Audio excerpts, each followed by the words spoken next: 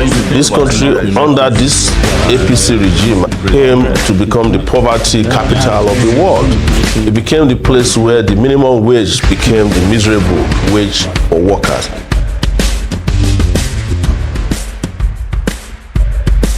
But if you think about Nigeria itself, it's an open prison.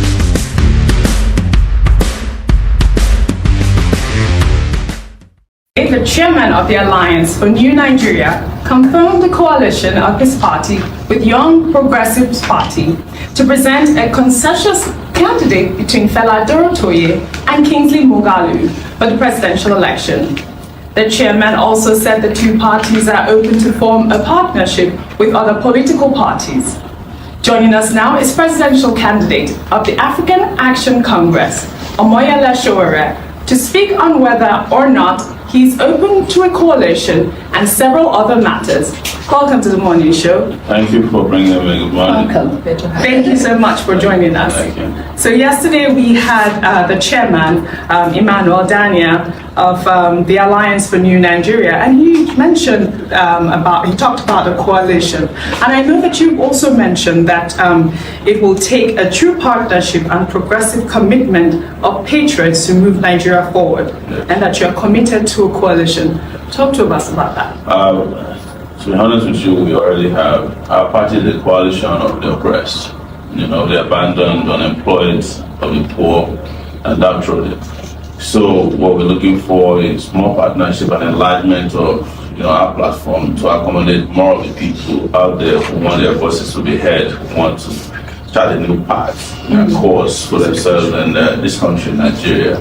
So we always invite others to join us, but in this case, they haven't reached out to us yet.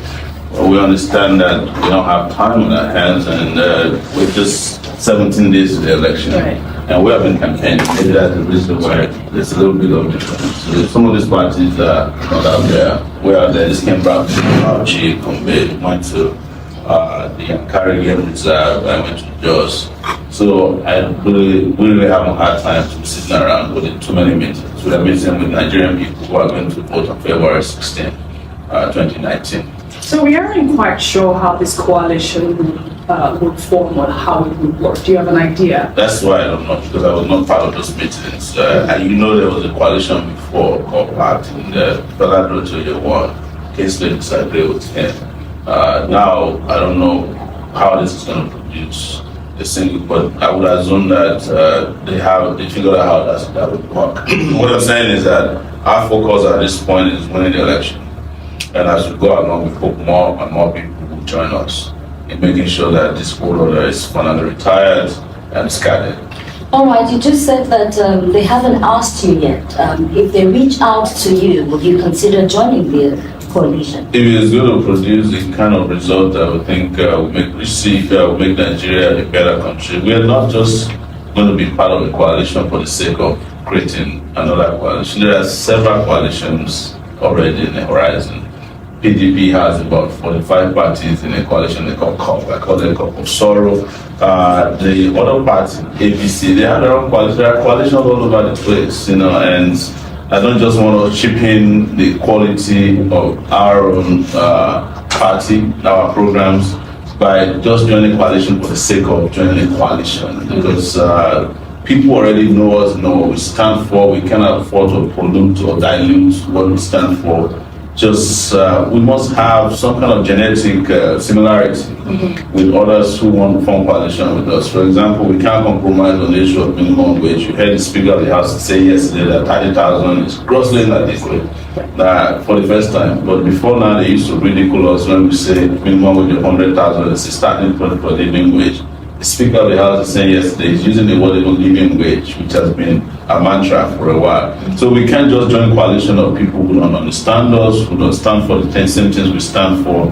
It has to be very clear what they're joining us for, and we cannot compromise on who is going to lead the way, because this is a fight for the liberation of Nigeria. And when you're looking to go to the fight, you have to get your best fighters, experienced fighters to lead. All right, so you would only join the coalition if there was a clear-cut definition of who would lead, and that would be you, I suppose, your party? Oh no, we know our position is very clear. We have a presidential candidate, and we know how we're doing out there. There's empirical evidence that apart from maybe the PDP and the APC, AAC is the party that has been the best and had biggest reach, the diversity that is needed to lead this country to that part that we have defined clearly: progress, peace, and development.